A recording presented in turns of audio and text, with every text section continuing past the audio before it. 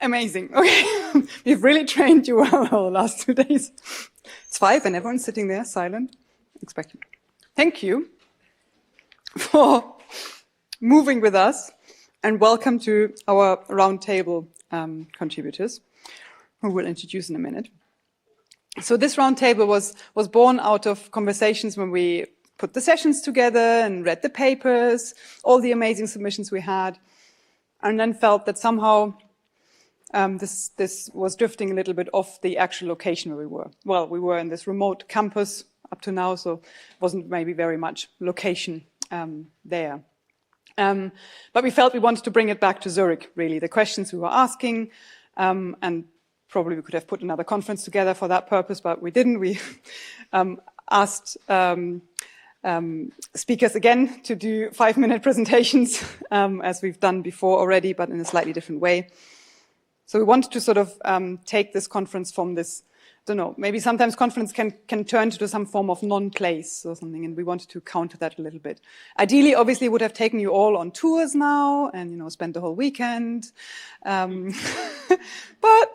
there's a limit to what you can do. And maybe also we didn't want to show you only the beautiful, pretty, maybe canonical image of Zurich that is very easy to see because it is a very pretty and beautiful and stunning city, as you've probably seen.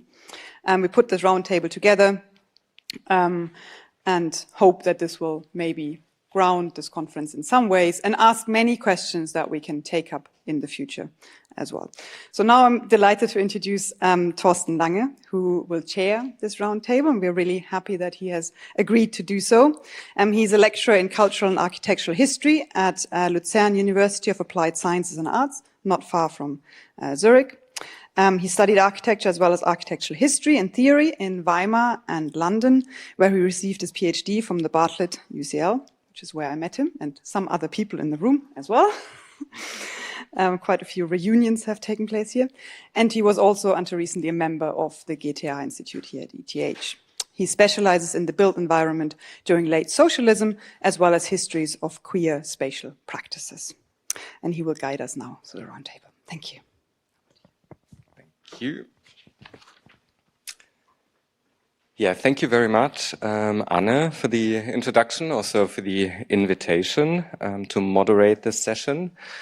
So I live in Zurich for about a decade, and I have to say I'm super excited to be chairing this session. And in preparing for it, I've actually just become conscious again, just become aware of how much really there remains to be learned about the spaces that we traverse on a daily basis. So yeah, I'm really excited to be hearing your stories about these kind of hidden local actors and their stories, sometimes violent, sometimes tragic, sometimes hopeful, also intimate, and these stories kind of spanning a kind of 500-year time span. So I think this is really exciting. I wanted to open again with the questions that were posed for this session. Who do we listen to when we write the histories of Zurich?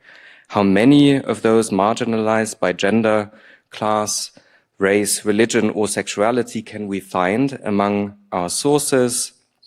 Who do we acknowledge when we reconstruct the past of the buildings and spaces that make the city we dwell in, the city we visit for an academic conference? So those are the questions that the conference organizers posed for this session. And yeah, I'm hoping to return to some of those at the end for the discussion. Let me introduce our presenters this afternoon in the order in which they're going to speak. And conveniently, they're also sitting in that order, which makes it easier. So I guess from the audience on your left is Aline Suter, who is an urban studies scholar at the Institute for Social Planning, Organization Change and Urban Development within the School for Social Work at the University of Applied Sciences and Arts in northwestern Switzerland, in Muttenz. Yeah. Beyond her academic role, Aline is also engaged in social urban development, participation, and community organizing, for instance, as a board member of Frauenstadt-Rundgang Zurich, which offers walking tours on women's and gender history and executes cultural projects, as well as developing mediation concepts. After Aline, we have Maarten Delbeke. Since 2017, Maarten is the chair for the history and theory of architecture here at ETH Zurich. He studied architecture at Ghent University in Belgium, where he also obtained his PhD in 2001 and taught as a professor of architectural history and theory, following time as a postdoctoral fellow at Worcester College in Oxford. He has published widely on the history of architecture and art in early modern Europe and on its 20th century reception. Coming next is Manda Beck. Manda is a historian who lives and works here in Zurich. Currently, she's a project collaborator as Swiss Sports History and co-leader of About Us, a really interesting initiative that makes visible the cultural diversity among Zurich's residents through art projects and cultural activities. And as a freelance historian, she works on exhibitions. Most recently, together with Andreas Zanker and Anja Glover, she curated the important show Blind Spots, Zurich and Colonialism, which was on display at the Stadthaus Zurich until recently. Speaking after Manda is Niloofar Rasooli. Pronouns are he, she, and her, who's a writer, editor, and journalist from Tehran. Since 2021, Niloofar is a doctoral fellow at the Institute for the History and Theory of Architecture, GTA, at ETH Zurich, and her primary focus in writing is on the politics of memory, queer theory, women's stories, and resistance in Iran. And this work has been featured both in Iranian and Swiss media. And then closing off our round this afternoon will be Nils Grootenzerink. Nils is a student and student assistant at ETH Zurich. He currently works as an intern at 2050 Plus in Milan in Italy, and as an aspiring architect, his interests are in the material and mental manifestations of space with a focus on gender, sexuality, class, and race. So with that, I'll hand over to our first speaker, Aline, and I'll open this roundtable. Thank you. Thank you very much for this introduction. I think you can already go to the next slide. What you see behind on the presentation is called the Calm House. It is located in the old town of Zurich, and it was owned by Agatha Studler. She lived between 1480 and 1546. So I'm cheating a bit with the time in terms of the conference, but you'll see in a minute why. Agatha Studler was sentenced to death by drowning for being a so-called witch. She was 50 years old when she was drowned in the river of Limmat. I'm part of the Frauenstadt-Rundgang Zurich, and we offer different guided tours in the city of Zurich, one of them focusing on the witch hunt. And we aim to actually use this tour to commemorate the horrific and also, of course, deeply patriarchal witch trials which happened in Zurich. And they were held between 1487 and 1701. And the life and death of Agatha Studler is one of the themes that we touch upon while walking through the old town. So, who was Agatha Studler? She lived a rather untypical life. She was born into a family of the upper class. She was married 3 times, divorced her second husband, married a 25-year younger man, and lived with him in the house that you see here. The recorded historical information that we have about Agatha Studler show a very self-confident, freedom-loving woman who had accumulated great wealth during her life. She was presumably the richest person living in Zurich at her time. Alone, her inventoried property after her death was equivalent to over 10,000 guilders. And this didn't even include the numerous promissory bills that she held with various towns in Switzerland. In reference, there were only 5 men in Zurich at that time that owned more than 5,000 guilders. But it was not only because of her wealth that Agatha Studler attracted attention. A look at the inventory of her closet and her jewelry shows us that she rather preferred very colorful and prominent clothing. The historian Otto Sick, who did major work on the witch hunt in Zurich, also speaks of her as a bird of paradise. The trial of Agatha Studler was very profitable for the city of Zurich. Almost her entire property, including the Calm House, was actually passed over to the city after her prosecution. Only since 2 years, there is a newly updated information board at the Calm House, which mentions that this house was actually owned by Agatha Studler and that she was prosecuted by the city for being a so-called witch. This was due to an initiative by the association called Pro Mahnmal. They actually did a lot of political work until this then finally happened 2 years ago. You can go to the next slide.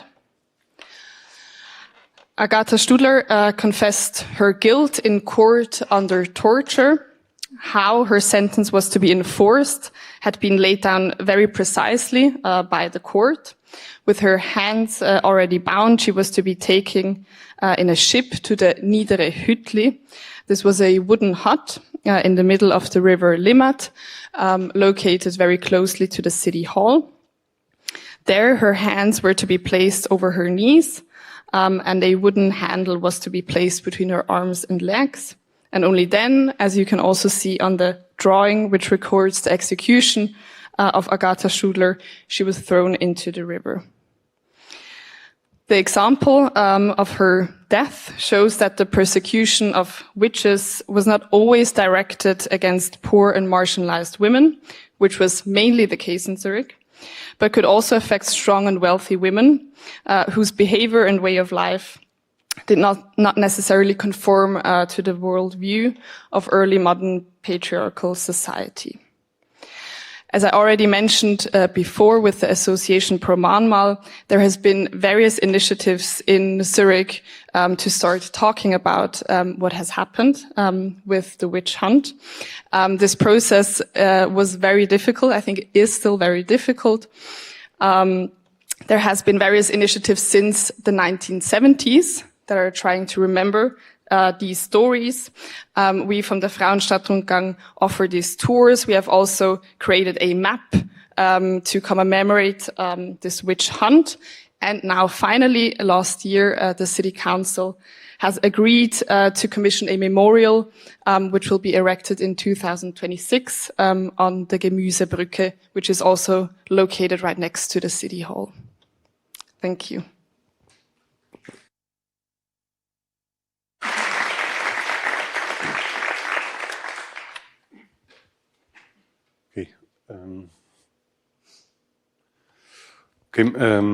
The place I want to talk about is actually a place that has been introduced to me by Nikos and Matthew. It's the Kloostervaar. One day I received in my WhatsApp photos of a very interesting late Regency Rococo decoration, and that came from the monastery. So just to say that Kloostervaar is actually a very pretty place. It's somehow canonical. It's a very well-known place in Zurich. Colleagues of mine who have grown up in Zurich told me that it was the typical destination for a walk on a rainy, bored Sunday afternoon. Now also it's a small center. There's a restaurant, a shop, a children's farm. You can still visit the church. But at the same time, it's also an enclave. You could say spatially, it's a decent walk away from the center along the Limmat. You can reach it by the Kloostervaarweg along the Limmat. But of course, it's also a monastery still, a monastery of Benedictine women, which means that until the beginning of the century, it was closed. There was a clausur. And behind these closed walls, there would be a community who lived according to the Benedictine rule, which means, amongst others, that they lived in almost complete silence. Since the beginning of this century, the community has modernized, but actually until the early 2000s, they lived according to a pretty strict Benedictine rule. The fact that it's an enclave is also, you could say, almost embedded in its own history. Actually, the monastery is the female branch of the monastery of Einsiedeln. And apparently today, at this day, it's actually the last double cloister, the last twin monastery in the world. So they are basically two parts of the same monastery, Einsiedeln and Vaag, a male monastery and a female one. Vaag, actually, in contrast to Einsiedeln, has existed from the 12th century until now, with a very brief interruption between 1841 and 1843.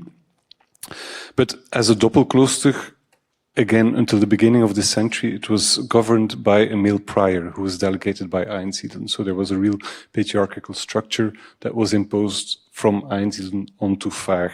So they were doppelklooster, but definitely in a hierarchical relationship. And you could say a final layer, you could say, to its enclave character is that it's a Catholic enclave in a Protestant area, which means that Vaag actually today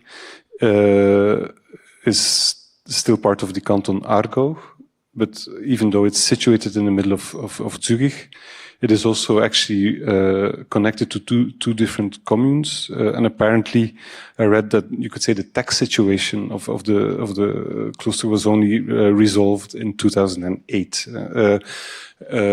Someone from the monastery, actually a guide, told us that during COVID it was a problem that the kitchen and the kitchen of the restaurant and the restaurant itself were in two different cantons, which means that they had to follow two different directives. No, but what I want to emphasize, so it's an enclave, it's a pretty place, it's an enclave for many reasons, but it's also still very much a living community of women. And the question is, how can one listen to this community? I'm in many respects an outsider. I'm really a visitor, intrigued by this site. But actually, there is this beautiful book that I brought by Susan Boshart-Kelin,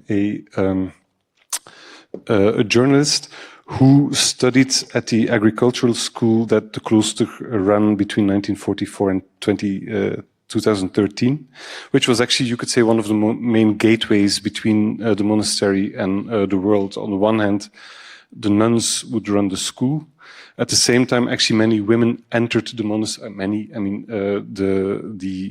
The school guaranteed somehow a flux of women into the monastery.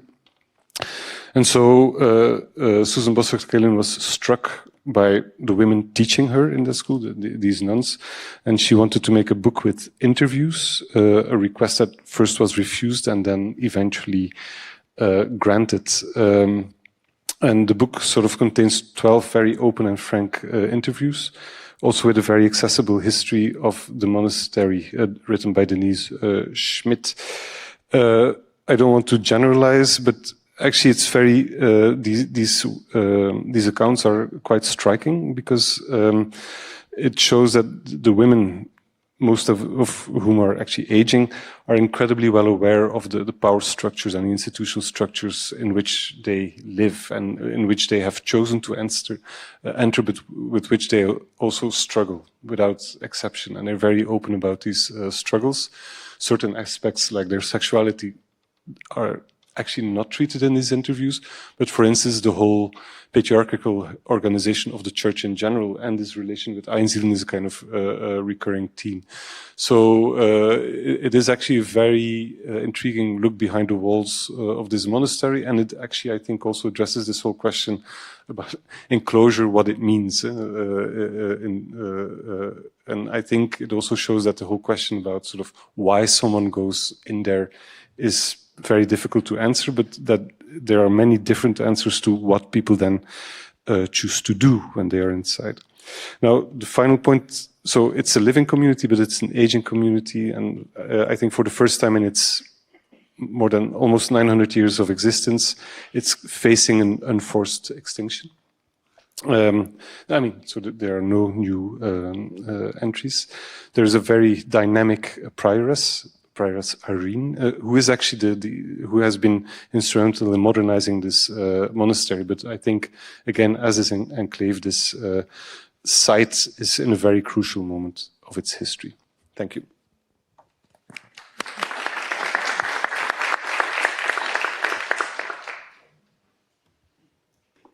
So before I, sorry. Yeah.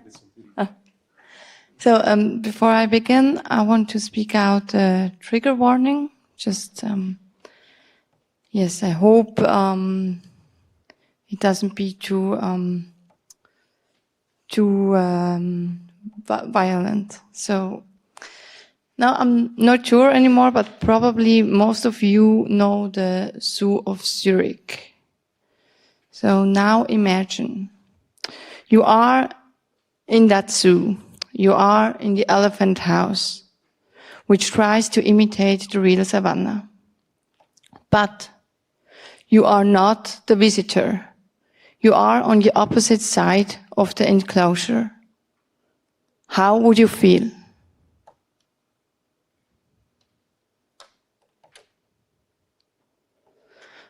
We are going to change the time and location, being back in 1925 and in an outskirt of Zurich. Altstetten, which was not integrated in the city by that time. More specific, we are at the Letzigrund. Today you will find there the Letzigrund Stadium, a place where sport events, shows and big concert takes place. Back at the time of 1925, the vast field of the Letzigraben has been already used for various events.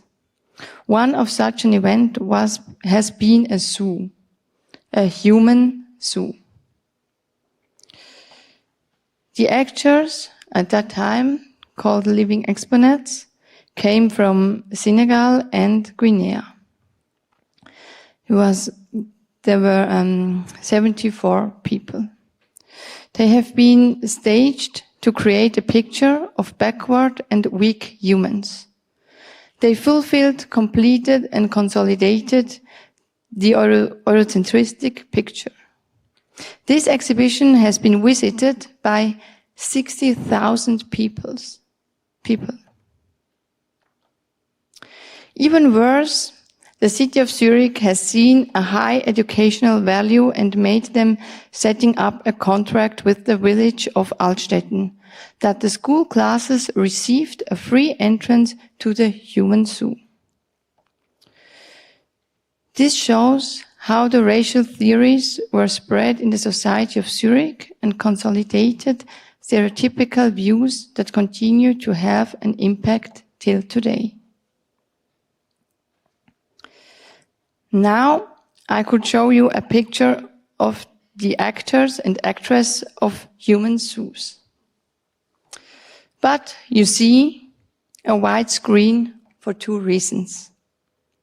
First, I'm not going to reproduce pictures of the actors and actress as such, which just again telling the story out of a white perspective.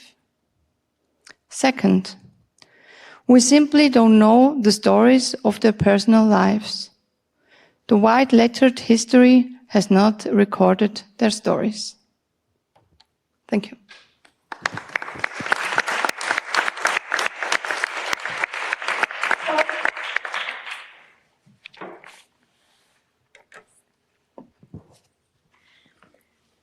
Wow. First of all, hello everyone. I'm Niloofar and I'm going to take you to an imaginative queer date in Zurich, and I will read you. So, there stands a tree, a maple tree, with shadows long enough for those trapped at the ends of the world to meet. The shadow of a tree does not respect the wall, the border, the checkpoint, the camera, the soldier, though the roots are trapped on the other side. That is how I recall you from your grave. Wake up and come under the shadow stretched beyond. There stands a tree in Lar Valley in the north of Tehran, close to Damovan mountain, where Zahak Mardush, Zahak the snake shoulder, the symbol of evil in Persian mythology, is tied into a mysterious cave and imprisoned until the end of the world arrives. The end of the world, that is how you called Iran while digging among the ancient ruins of Ragas-Susa Persepolis. Where are they now? The souvenirs from the end of the world. In Redburg Museum? Annemarie Schwarzenbach, that is how you were called. You were born in Zurich in 1908, died in a bicycle accident in Engadin in 1942. Now you also have a Wikipedia page of your own. Great. Did you know that? You passed many borders to pass your pain, heroin, cool haircut, suits, and lesbian love to Jale, the Turkish girl, to the end of the world. To Sane, Saqez, Tehran, Kabul, Bukhara, Herat, the geographies of forced forgetfulness, the cities with no listeners, yet listening to your story and later remembering it as a sad lullabies told to children. There stands a tree, there stands a house, they name it Feminist Strike House, and a friend says there are many holes, wounds, and cracks on its walls. When it rains, it drips, drips, and drips, and then the folks there bring some bowls to collect the drops. And I think, how many drops of tear and blood a city needs to finally listen to you. The two ends of the world can meet at the two ends of the world. Let's call that meeting point for a queer date, maybe Zurich. Now get up from your grave and take bus number 32, the one that runs over all the impatient hails of history. Come from the cemetery to Silkwa 1158005 Zurich, then get off the bus as the dead get off the bus. You will see its walls bent under the weight of words, sticky words, sprayed words, scratched words. Somehow the whole building is the assemblage of dripping words. Then you see the short fences which separate the dense boredom of outside with the vast shadow of that maple tree inside. Remember the date, 1991, June the 14th. You were long dead by then, and the day had nothing to do with you. This is me telling you about that day, the National Day of Frauenstreik, Women's Strike. Years later, in 2019, they finally found a location for that, and here you are at the Feminist Strike House of Switzerland. Not mine, but your home. Today, they do not bother to strike, but march on the streets, drink and dance on the same day, and the walls still keep dripping water. And I think how many drops of tear and blood a city needs to finally listen to you. A strike can also be the drops shaping a hole in a wall, drip, drip, drip, and dig into the walls, borders, checkpoints, cameras, soldiers. I might tell you this while dripping and digging deep into your hazel eyes and thinking, which museum should I take these eyes to? Then I might tell you about I'tisab, the alphabet of strike both in Farsi and Arabic. Aleph Ain Ta Sad Aleph Ba. Pronounce Ain from the depths of your throat, from where it hurts, from the words have been accumulated for so long. I'tisab, strike. Then I might tell you about how I'tisab roots in three letters, Ain, Sad, Ba. That in Farsi these three letters make asab, nerve. That ever-running cable carrying electrical impulses through the body, from brain to your ears, and from one of your ears to the other, and then all out of your ears. Words are vanished, some kind of silence. Here in Feminist Strike House stands a tree, a maple tree, and the tree melts into water, and the water becomes a cloud, and the cloud becomes dew on the glass of the bus, and the dew becomes drops, and it drips on the ground, and the bus number 32 passes over all of this. The queer date is over with no visible conclusion. You can now go back to your grave, to your privilege, and I still wonder how many drops of tear and blood a city needs to listen to you, to finally listen to you. Thank you.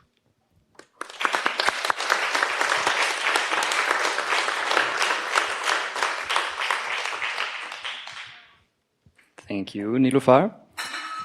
I will actually continue with a grave. I will introduce you to Friedhof Zielfeld. Established in 1877 as the first non-denominational cemetery of Zurich, Friedhof Zielfeld created a space where diversity was actively encouraged. This was the first time that Zurich had a cemetery for all people, not just a specific group. It accommodates various types of graves, including those for children, families, and of course, specific religions. The cemetery's layout consists of a patchwork of graves and meadows, interconnected by a network of paths and alleys, with elements like a columbarium and hedges providing privacy. As of 1958, parts of the cemetery were gradually turned into public green spaces, ranging from open fields to enclosed areas with shade that are used for recreational purposes, adding yet another layer of diversity. This specific spatial setup, from open fields to small and hidden ones, from spaces of grief to spaces of leisure, allows for cohabitation, but also entails a precondition of communal vulnerability and mutual acceptance. And when a space is created for a ritual that itself is not defined, as everyone grieves differently, policing the space becomes nebulous. It becomes a nebulous thing as well. This preposition allows for a multitude of practices to manifest themselves in this space that wouldn't have encountered as much public acceptance elsewhere. With the public-private spaces, Friedhof Zielfeld has not only become a space for grievances, but also a space for sunbathing, finding a sleeping spot for the night, difficult conversations, first dates, breakups, experiments with drugs, a space for late-night strolls, or cruising, amongst other things. However, conflicting interests of recreational users, mourners, and marginalized groups have sparked debates about the appropriate use and management of the space.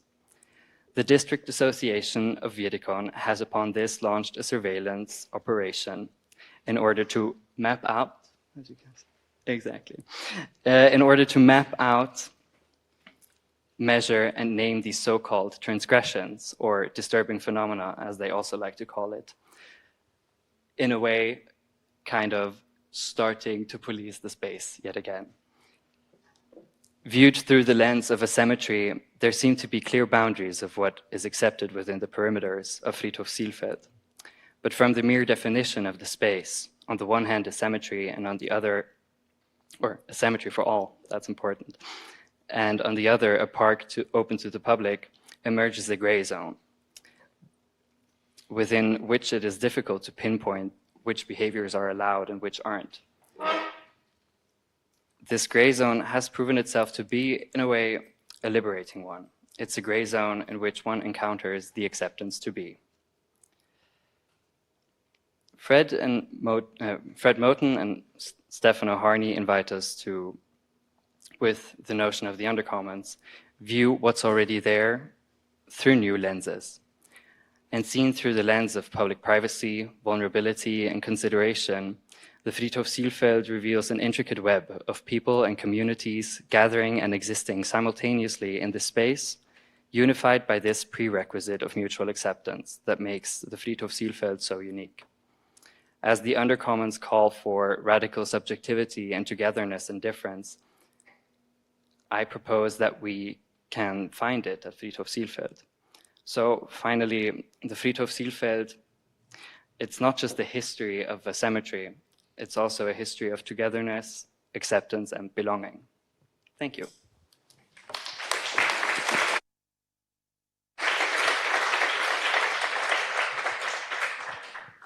Great. I would like to thank all our presenters for their short inputs, especially for being brief, which allows us to have a good discussion. We have about 20 to 25 minutes left, sort of more like 20. And I'm eager to also take questions from the audience. So yeah, please just indicate by raising your hand if you have a question. I might just go ahead with one question that I would like to pose to the speakers. I mean, all of your presentations in a way kind of got me thinking about this question of the archive. First of all, kind of what is your archive that you're working with, but also how you're working, I guess, with and sometimes also against the historical record, you know, the kind of violence of the archive itself, how you work with the limitations of the archive, you know, limitations in terms of what we can know about the protagonists that you're dealing with, you know, the question of then how you sort of begin to narrate these stories, you know, thinking with Saidiya Hartman, for instance, you know, about like methods like critical fabulation. So yeah, I mean, I'd like to sort of pose this to you again. Can you maybe each sort of say a couple of words to this question of the archive and how you sort of work with or against it?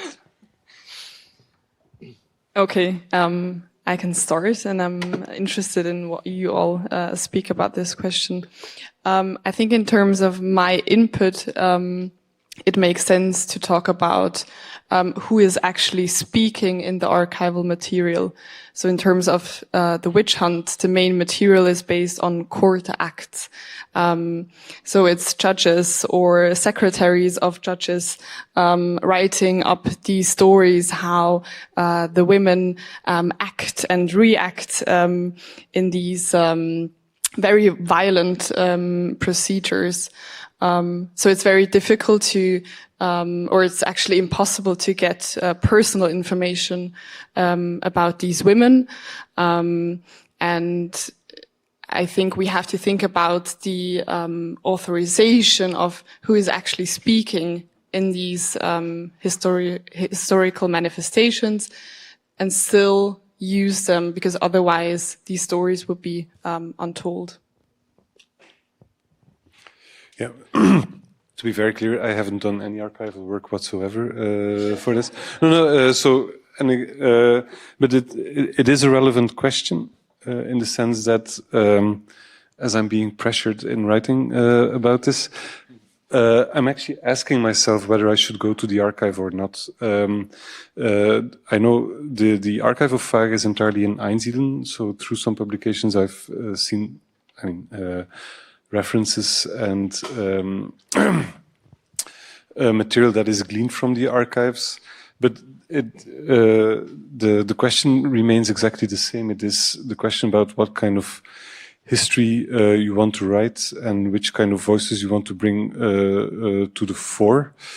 And if I want to dig deeper into this, it would be as a historian of the 17th, 18th century, as in an attempt to bring out some voices that are not, you could say, the that are not encoded in the classical chronicles and so on of normal of what you normally find in these archives. I simply don't know whether that is possible or whether those exist. But again, what I do know is that everything is in Einsiedeln, which I think is in and of itself very interesting, because there has been a continuous power struggle between these two places, and it would interest me to see whether that has left traces in the choices that have been made, in what has been kept and what hasn't been kept.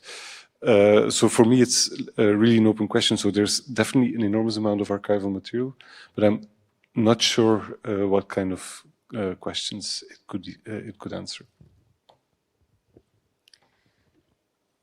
Yeah, historians always ask about which story is told, which story is not told. What do we find in the archives, and why do we find it there, and why we don't find other things? And it's it's a very big question. We can do a whole conference about that question and between historian. And I can tell you one example. It is very hard to get to the resources. The sources, yes. If you look at the Zurich and the colonialism and how they was involved, so also private investors was involved and the banks, but the banks is this private archive. So the Bank of Credit Suisse is a private archive, or UBS now. So, and it was very hard for the historian to get to can look into these archives, and they have to try it again and again. And there are a lot of archives of the Zünfte here in Zurich, and a lot of private banks and private families. And yeah, that's a big question, and also a big challenge for the history research. So going back to the question about the theory that Saidia Hartmann has introduced, I think that for a figure like Annemarie Schwarzenbach, that is a Swiss beloved writer, I don't think that such theories, they work, because they are always coming from, it's coming from queer black feminist theory and working with the archives filled with violence. So when I was just thinking about writing about her, I was, because like the whole, such figure, the dominant figure has a huge archive of her own. So my preference was to actually reject to go to the archives for such figure, because also I didn't have any story or history to search there. For me, it was very interesting that, she brought all her misery to Iran and wrote a book titled Death in Persia and called it The End of the World, and probably took some of his historical souvenirs and came back. I was just like thinking that the histories that we always miss from European female Orientalists going to such countries like Iran is that what happened, what was the story, like that part of story from women there, or what could be the encounter. Also like Maarten, I didn't use any archive, it's just a book, but I also feel that in some kind of narratives, maybe we can also start to think about a bit learned from the affect theory, coming from queer theory, that's with some specific topics, also the histories of emotions, and especially the emotions which are not written on the promise of happiness. They can also be used as some kind of archives, or at least a bit to fabulate some otherwise stories. Thank you. So the archival history of what I was interested in, so the cohabitation that takes place at this space is like not old. So it's like still in the process of being made, which also entails measuring and mapping, just as we saw. But I think in my case, I took this as an opportunity to kind of use this sort of map as an antithesis to what I see in this space, because they see that as a bad thing. I see that as the thing that makes this place so valuable. Yeah. And I think like taking into account who is making it and what their objective is to show with the documentation. Documentation means that it's mostly objective, which I would argue it isn't. But I think like kind of seeing this whole process happening and seeing what the outcome is and seeing their arguments they try to make with it is super interesting to use, to talk about it, but not really needing to agree with it. Also because it's like they use parts that are not in the symmetry to prove a point about the symmetry. So it's like kind of an archive has also an objective. Yeah. Yeah, I mean, I was thinking about that particularly in your case, you know, the kind of I guess, the power that's embedded in that sort of gaze, you know, that sort of control and surveillance of that space, and then the kind of mapping that is produced from that and so on, and how, in a way, kind of, you know, the sort of power relations are very clearly kind of embedded in that representation. Maybe one could also add the thing of, you know, like consent in archival work, because these people didn't consent to be recorded. It was all like undercover, so to speak, which also says something about the archival and documentation work they're doing. So yeah, I mean, it would be interesting to know what sort of other evidence was being produced to then kind of lead to those maps, right? I mean, were they taking photographs, or were they just sort of there observing? And but anyways, let's stop there. And know that there were some questions from the audience. Michael, I saw your hand up.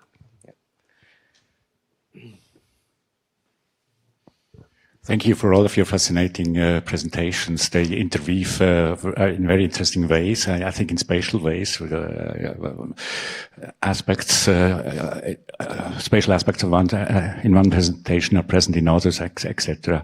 Now, the question of the archive is intrigued me also because the archive is a space as well. So I wondered indeed about the archive and its interpretation, or rather the documents in an archive and the interpretation of the documents. Say you have a flat document like a map or a photograph or so, but you have to interpret it, or you do it anyway. And so this flat document gets spatial as well. So this creates a space in general. And I think in your presentation, Manda, Beck, I found very interesting the interpretative interventions you presented here. I'm well aware about this habit and the reasons behind why one does blacken out certain letters of a word, or why one doesn't show a photograph, but instead a white sheet, say. So, and at the same time, I wonder what, this is also an act of interpretation. So you interpret these documents and you decide, I don't show certain letters of an archival document, or I don't show a certain representation of a photograph. I decide this as an interpretative act. And I don't want to say it's a sort of censorship, but I wondered if maybe there's, what this would be the relationship between this kind of interpretative act and censorship on the one hand. On the other hand, a historic reference I had was that in colonial times, Africa, say 19th century, maps of Africa were often presented as white space. Sorry, now there's this tradition, this topic of white spots. Africa is a white spot for whom? For the Western people, for the colonialists, and they represented Africa as full of white spots because it was known, it wasn't measured, it wasn't photographed. It was known for the colonialists. It was very well known for the animals living there, for the people living there, but not for the colonialists. So they represented this fact that they didn't know what. And the white spot at the same time is an invitation to colonize what you don't know. You know, so that is when you represent a map with white spots. This is an invitation. This we still can colonize because there's nothing. We can occupy it. That's the colonialist strategy thinking, you know. And at the same time, if you present now a photograph as a white spot, doesn't this invite also for a kind of colonialization, and in the end results in a result that maybe you as an interpreter didn't intend to? Thank you. Okay. So the first point, your first question about the photo I showed from the Letzigraben, you have to ask this question, the ETH archive, the Baugeschichtliches Archive, because it is from there, the original picture. It was not my intervention. It was not. So it would be a very interesting question to ask them. And the second point, maybe I don't know if I got any point of view, but to show the picture, to show a picture or not a picture, it's just also an act for awareness, to show that it's in that time it goes very fast. You can share photos, you can reproduce it, and it is 1 second, and you can reproduce a picture, and you get invited to a presentation, and then you put some picture into a PowerPoint presentation. But to stop and make one step back and to think about it, think about, hey, what pictures do I show? What picture do I show to an audience? What picture do I want to show? So because I'm here, it's my name there, and I show the pictures, and I have 5 minutes to talk about it, and that's why. And yes, it's right. I have a point of view. It's not no research is totally objective. It can't be, because we are all humans, and it's always from one perspective. But yeah. And the other point with the map of Africa and white and black, I didn't get it. Maybe it's okay. There was another question over there. I mean, I also thought that the choice to not show the image was very strong. I mean, together with a colleague of mine, Gabriel Schad, we co-edited a special issue on architecture and care, and Jay Cephas, one of the contributors, also chose not to show images in that journal, very deliberately made that choice. And I think by doing so, you know, you also kind of, I suppose, highlight or kind of contest the neutrality of the photograph as a kind of archival document, you know, and really kind of, yeah, sort of draw our attention to the fact that, you know, to the circumstances in which these photos were produced, the kind of performativity and, yeah, how they kind of operated, right? They're not just sort of pieces of historical evidence, like you said. But yeah, Nikos. Thank you all.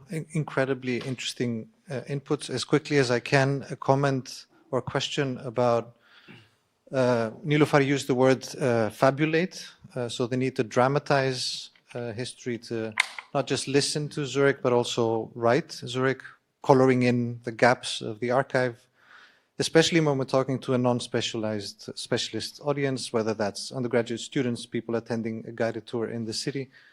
The need to have protagonists, the need to find the name of that woman so that we can tell a story about it. So a brief sort of comment, a book recommendation. We've been reading a book with our master students called Ganda, which is a short novel written by a French-speaking author from the Swiss Romand. And Ganda is an Indian word for the rhinoceros, and it tells basically the story of the animal that is in the famous engraving by Albrecht Dürer, the animal that travels all around, sort of from India all around Africa, reaches the court of Portugal, and then is displayed as an exotic commodity throughout the courts of Europe. And the author chose to do something, to my mind, incredible, to tell the story through the rhinoceros and through the cornac, was the name of the caretaker of the animal. A young man called Osem. And so it's an incredible book. It tells that story. It's an incredible critique of empire and of colonialism through the perspective of the colonized. And at the end of the book, this author, who goes by the name of Eugène, basically reveals to us that he's gone into the archive, and he says the name of the cornac is Osem. And he finishes the story in this great way where this Indian man, Osem, laughs at how Europeans laugh at him and the, for him, rather banal animal that he's carrying around. And he tells us, the author tells us the only thing we know about this man is his name, Osem, as in, I made up the rest of it to make a point. So I'm wondering if you could speak to that. Some of you did it in different ways, in different degrees. Instrumental fabulation, the need to dramatize historical material to make it easily sort of transmittable, to make a point, to attract interest of a non-specialized audience.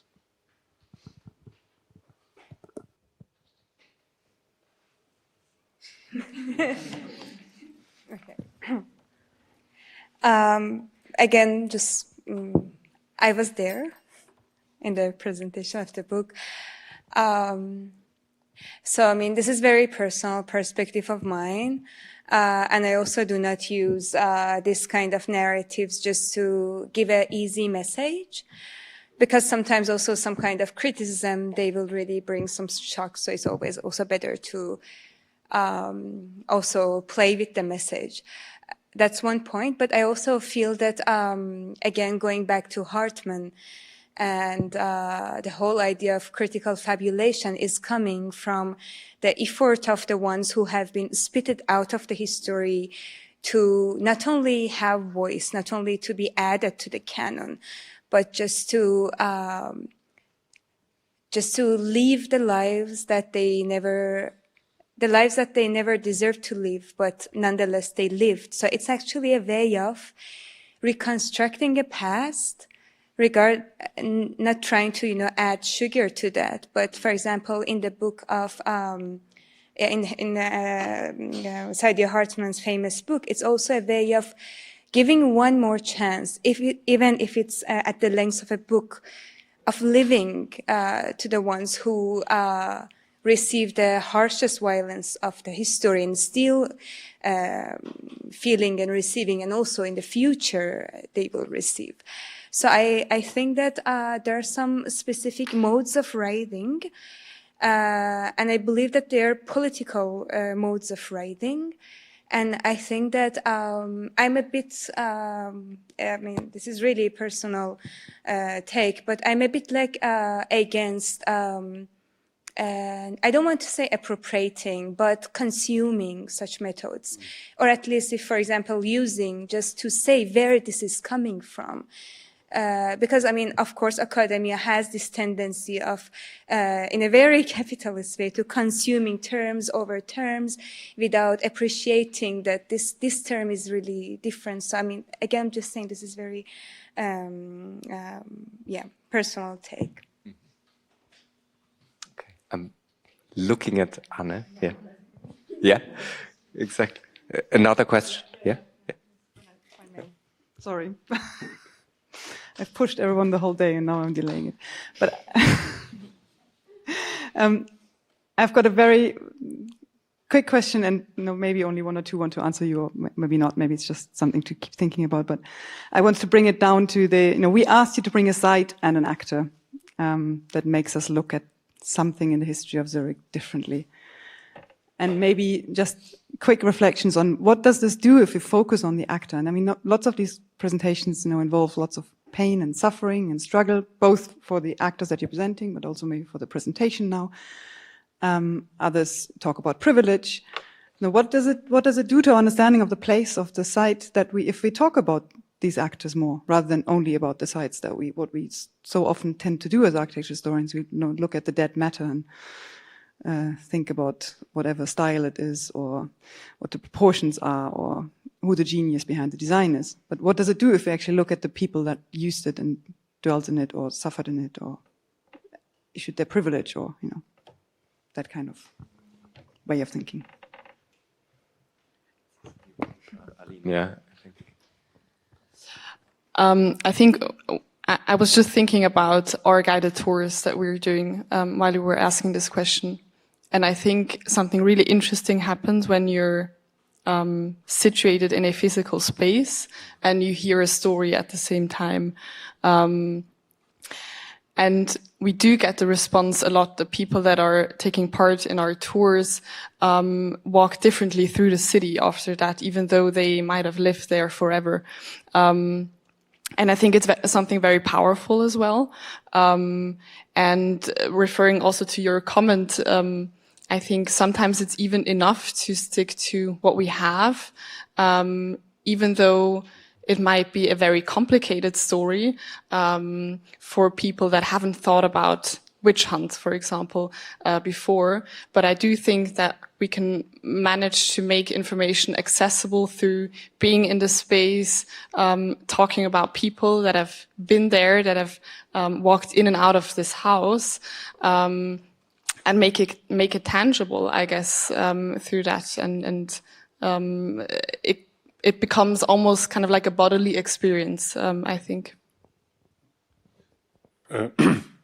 Just very briefly, I follow that. I think one of the things that actors make us realize is what we don't know, and I think it's also an invitation to be very explicit about that sort of, and to resist the urge to fill the gaps with whatever strategy or technique that we think is suitable, and so there's kind of it's an appeal to the humility, or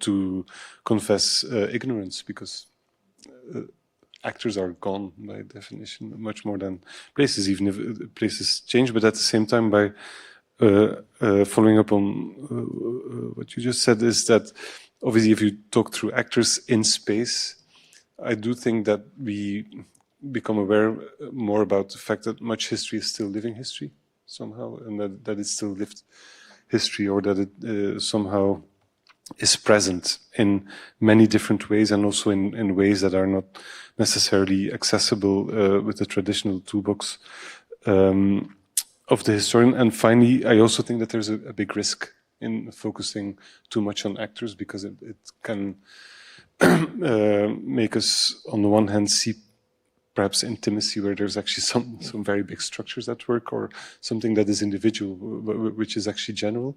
So it can also, I think, lead us towards too individualized notion of what history is, but also what historical material is and what it sort of represents. So I think it's very important when we focus on actors to always keep it under tension, and to be very aware of the tensions that attention can generate. We have time? For me, I realized how difficult it is. It was difficult for me to talk about actors in relation with colonialism. And and then I thought about it. What do I want to tell? And that is now the result. Yes, but maybe can I add one thing on the point before? One thing I just wanted to make the point that it is not a personal view of mine, that it is oral. That we have the pictures, the pictures we have, that they are representing an Eurocentristic view. It's not my it's not my Erfindung. It's not my invention, because it's a fact. It's a fact that villages were made for the people who lived here, and they had a stereotype in the head, and the villages had to be like that, and the people, the actors there, had to do so. And all the I think all the picture we have is from these villages, and they show the European view. That's not my personal meaning. So that's a fact. I think it's a very good question, because I think, I don't know if it's like a right-free question to also show that it's actually not possible, but I'm like thinking, I'm just like thinking that for so many of these painful histories, the land and body, they are almost always treated the same when it comes to, when it's a question of occupation, colonization. They are treated the same way, but the body might die and even like be forgotten, but the land stands there and it can speak about the history of violence, which is polished, for example, in the example of Altenstetten. So I also think that maybe sometimes we can even talk about the location without a specific character, but talking about a character without a specific location in such histories, might not really speak about, especially when we are talking about Polish, because when we have the location, it's really obvious that something was happening there, but it's not, or something started to happen, still is happening, and it's like material is there. So. Maybe very briefly, I think using actors in order to tell a story about architecture, you said dead matter. I think using an actor shows that, in fact, it's not dead matter, it's alive matter, and it matters beyond only like, I don't know, political and bureaucracy or money. It matters also on an emotional, human level. So I think, that's using actors shows that it's in fact alive, and not dead.